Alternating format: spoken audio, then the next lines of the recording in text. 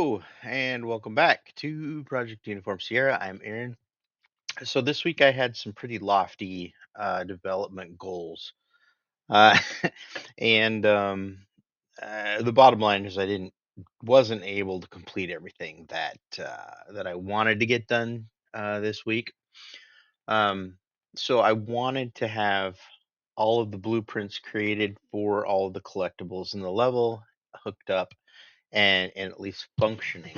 And I came across some creative blocks and redesigned some ideas and changed some things that made my original idea not make sense. All that to say, um, I think I do at this point have a finalized kind of layout and plan for how I want the level to flow, but it is not functioning. Um, yeah. So all that. So from last week, all I knocked down all the walls that didn't make sense. So there were a lot of like walls, and I wanted to map out kind of my play space for this first area.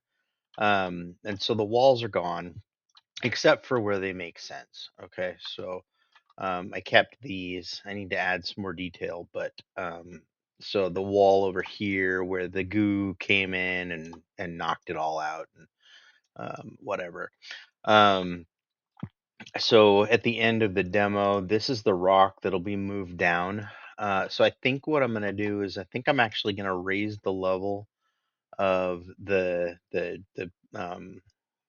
plane so that it's higher than what it shows now. That way, since I already have the platforms in place for the player to jump, um, it's easier just to raise it initially and then lower it like back down to where I already have everything placed.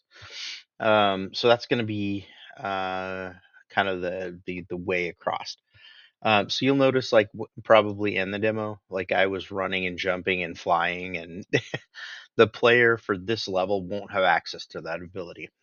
So they will be able to double jump. They won't be able to hover, float, do all of that. So they won't be able to, Princess Peach across the chasm here. Um, so that's kind of it. So I do have, this is where I'm gonna place the crowns. Um, I made these specifically for this level, by the way. I don't mean to brag, but uh, so I think this is where they're gonna stay, um, and then they'll just go up here. They'll fit on these guys' heads. The skeletons will just turn to dust. These binders will disappear, and then this friendly fella will, kind of explain what happened to their people and why there, aren't very many of them left, or any really. Um, and then we'll find out what this thing is and why it is here, draining these four people.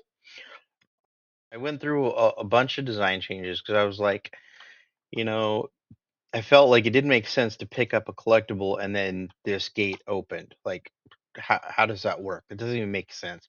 And so I started to try to think through logically, like, what makes sense? And if it doesn't make sense, why am I trying to sell it as part of the game?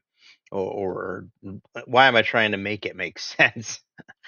um, yeah, all that to say, this is going to be kind of the primary spawn area. I'm going to spawn enemies other places too, kind of around it, so that, like they don't get, funneled and the player just like take them all out in one shot.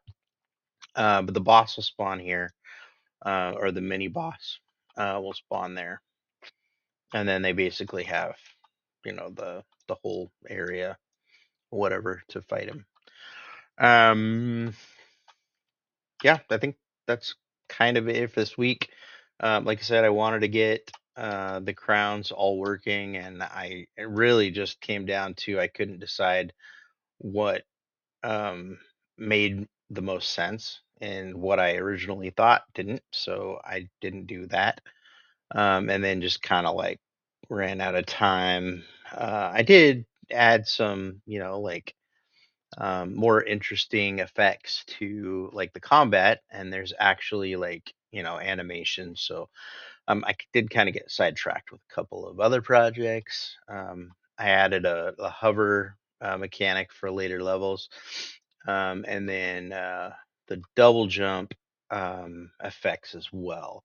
I still can't get that second animation to work for the double jump, but I was able to add some particles that make it look like the player is jumping off the air.